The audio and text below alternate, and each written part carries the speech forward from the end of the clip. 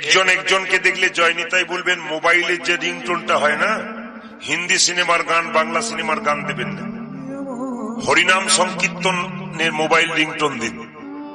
আপনি রিংটোনটা দিলেন, আপনাকে যে কল করছে সে যদি বলে কবে থেকে এত বড় ভক্ত হলি রে, আপনি বলবেন আজ থেকে হলো, তুইও হয়ে যা। ও দেখবেন বারবার ঠাট্টা করবে, কিন্তু ঠাট্টা করতে করতে ও একদিন দেখবে আপনার চেয়ে আরো সুন্দর রিংটোন দিয়ে দিয়েছে। মোবাইলে হ্যালো না বলে যদি জয়নিতাই বলেন ক্ষতি কি? হ্যালো, কে বলছেন? আরে জয়নিতাই। আপনি বলুন। যদি বন্ধু বলে কবে থেকে নিতাইয়ের লোক হলি, বলে আজ থেকে হলাম, তুইও আরম্ভ করে দে। প্রথম প্রথম ঠাট্টা করবে, কিন্তু এক সময় কি হবে না, বলতে বলতে বলতে বলতে শুনতে শুনতে শুনতে শুনতে সে একজন নিতাই গৌর হরি বল হরি বল হরি বল।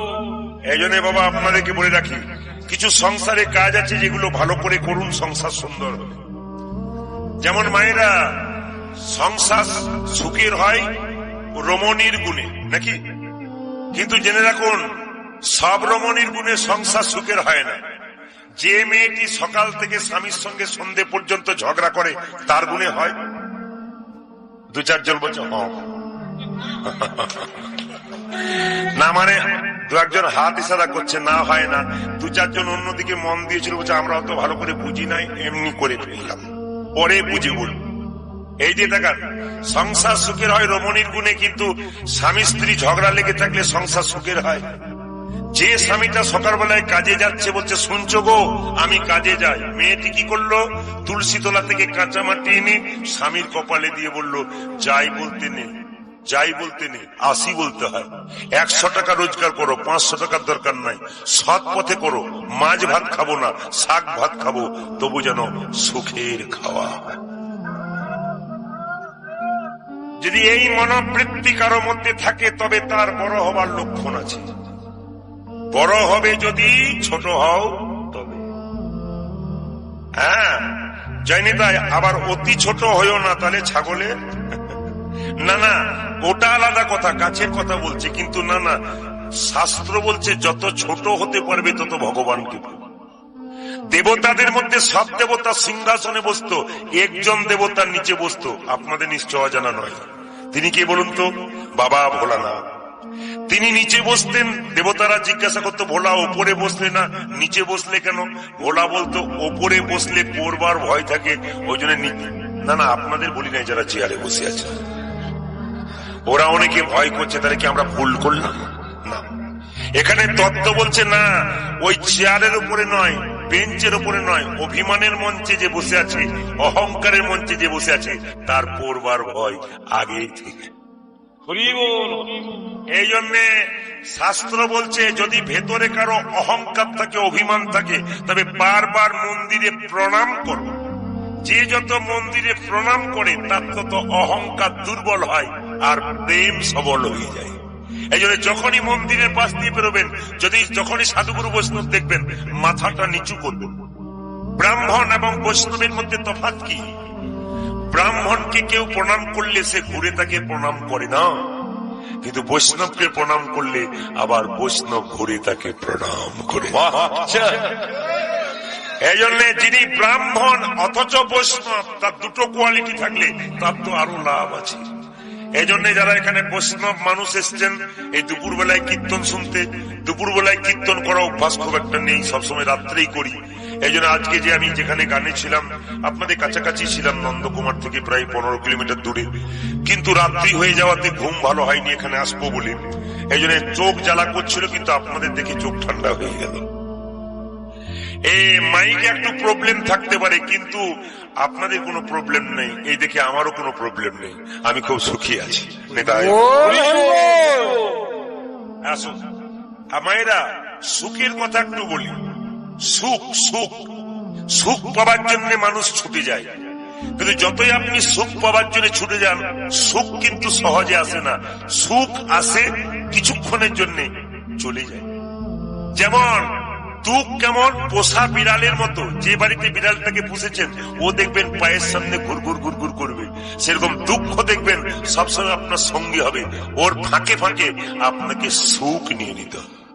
মায়েরা বলেন না সংসারে সুখ নাই, চিতাতে সুখ আছে।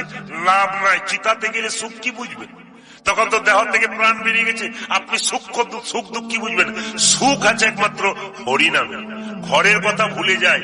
এখানে যদি সুখ যদি হরিনামে না থাকে, তাহলে দেখবেন সবাই বাড়িতে ঘুমোয় না, কিন্তু কীর্তন শুনতেছে দেখবেন দিব্যি কিছুক্ষণ পর ঘুমোতে থাকে। তাহলে সুখ না থাকলে ঘুমোবে কেন? যার টেনশন আছে সে ঘুমোয়, যার টেনশন নাই সে দিব্যি ঘুমোয়। তাহলে হরিনামের টেনশন নাই, ওই জন্য দেখবেন ঘুমটা। দিদি ঘুমাচ্ছেন কেন? আর বলবেন না, যা সংসারে কাজ, কিছুটা শান্তি পেলাম, চোখ আমার গড়িয়ে এলো। জেনে নিন এটাতে শান্তি আছে। এই হরিনামে শান্তি বাকি কোনো জায়গাতে নাই। টিভি দেখুন, সিরিয়াল দেখুন, কিছুক্ষণ আনন্দ পাবেন, তারপর শেষ। যে কোনো আনন্দ সবসময় ক্ষণিকের জন্য, কিন্তু হরিনামের আনন্দ পাক্কা পাকি থেকে যায়। প্রমাণ দেখুন, চেতা দর্পণা মার্জনং ভব মহাদবগ্নি নির্বাপনং শ্রেয় কৈরব চন্দ্রিকা বিদ্যা বোধু জীবনং আনন্দ বুদ্ধিবর্ধনং প্রতিপদং পূর্ণমিত সাধনম সর্বাত্ম সপনং পরং বিজয়তে শ্রীকৃষ্ণ সংকীর্তনম। মাইরা, চেতনার আয়নাটা পরিষ্কার করতে হবে। প্রত্যেকের হৃদয়ের মাঝে একটা আয়না আছে, ওই আয়নাটার নাম চেতনার আয়না। বাজার থেকে যে আয়নাটা কিনে আনবেন, ওই আয়নাতে আপনার আমার সকলের মুখ দেখা যায়, কিন্তু চেতনার আয়নাতে আপনার আমার মুখ দেখা যায় না, একজনের মুখ দেখা যায়, ভগবান শ্রীকৃষ্ণের মুখ দেখা যায়। যে আয়নাটা দোকান থেকে কিনে আনলেন, ওই আয়নাটা ময়লা হয়ে গেলে ওতে আপনি কস্টিক সোডা দিয়ে মেজে দিলেন, আর হ্যান্ড পাম্প মানে চাপা কলে জল দিয়ে ধুয়ে দিলেন, ময়লা পরিষ্কার হয়ে গেল। তাহলে চেতনার আয়না যদি কারো ময়লা হয়, তাহলে পরিষ্কার করবেন কি করে? বলছে হরিনাম নামক কস্টিক সোডা আর নয়নের জল দিয়ে যদি চেতনার আয়না ধুয়ে দিতে পারে, তবে সে ভগবান শ্রীকৃষ্ণের। হরি বল, হরি বল।